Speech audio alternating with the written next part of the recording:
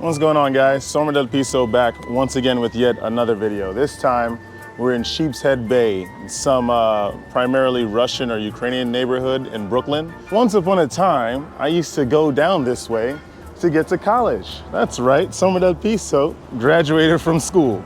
We used to take the train on that train station right there. I don't know if you guys could see it. That little bridge over there. And we used to just every day read the Wall Street Journal diligently, you know, learning about fashion, mergers, acquisitions, stock prices, and when Tesla was becoming a thing, Jack Ma, and the rise of Alibaba and AliExpress and whatever other subsidiaries he has.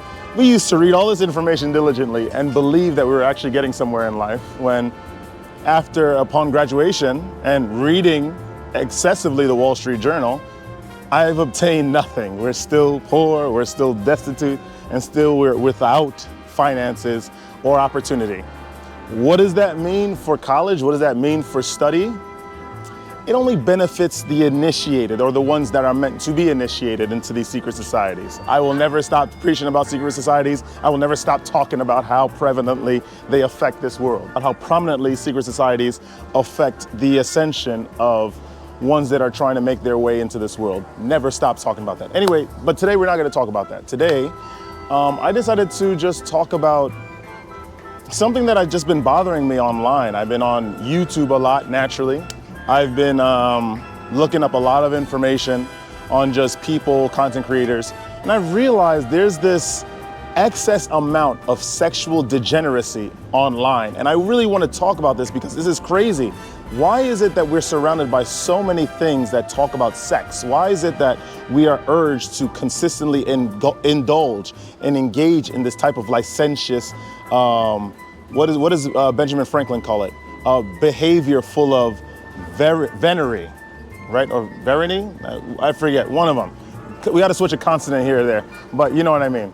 So let's just today talk about what the heck sexual degeneracy is, especially in this modern age. So we already know once upon a time sexual degeneracy is just the overindulgence, right, of just sex, right? Having sex a lot, looking at a lot of adult material. I'm not gonna, there's a girl right there, it's a little girl. I don't think she should hear about this stuff, you know? I'm talking about Barbies and Polly Pockets and whatnot. Nothing crazy, I promise. Sexual degeneracy is essentially licentious, unbridled use of the sexual faculties, right? The sexual, what do you call it, organs. For men, that means ejaculating a lot and not being on the practice of seeing retention. For women, it's just engaging in a lot of licentious behavior. And this is what's lauded. This is actually liberating now, you know, if you do that. You are actually, according to the powers that be that push this type of behavior through media, social media, movies, and all that, and advertisements, all that stuff, you are actually free by engaging in this type of behavior, which I think, and a lot of us semen retention practitioners know, that is the load of bollocks, right? You engage in this type of behavior, you are going closer and closer and closer into the chasm where the devils lurk and await for the capture of your soul. Obviously, this is not just some sort of thing that literally happens. This is just something metaphorical, right?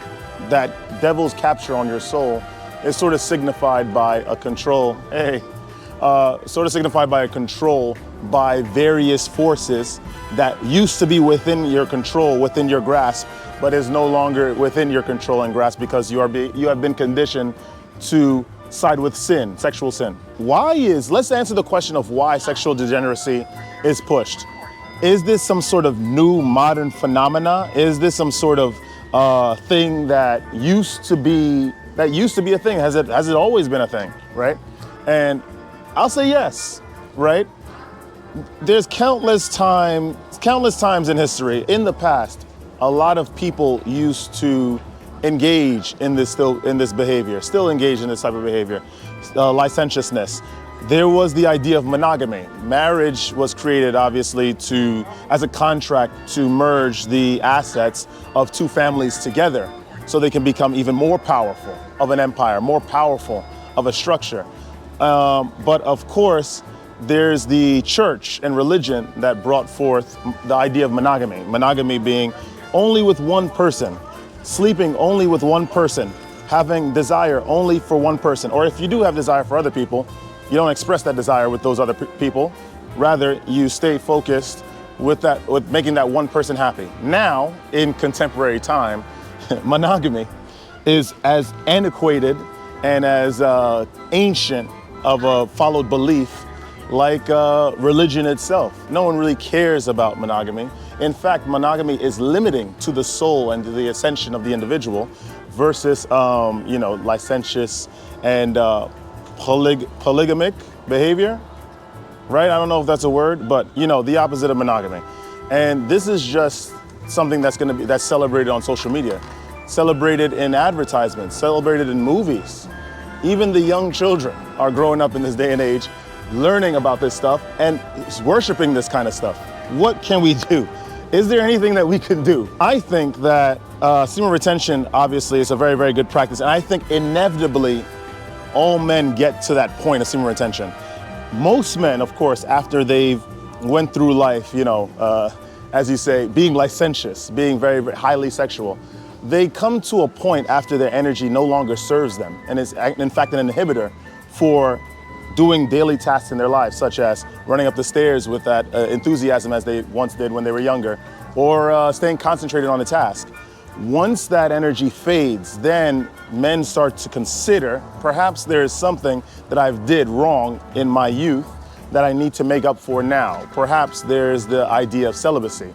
Maybe this will help out. That happens to a lot of men usually, when they're much older, when their energy is no longer, on their side. I think that in order to reverse the effects of sexual degeneracy on this world so far, I think that there needs to be more of an instillment of values, of the values, the positives, and the benefits of celibacy, retention, to young males. I think that there should be a semen retention class in college. I believe that I would have learned so much more if there was a semen retention class in college whilst I was going, rather than having to, stumble upon the practice, in my old age. I'm old, I'm 32, man. My back is giving out.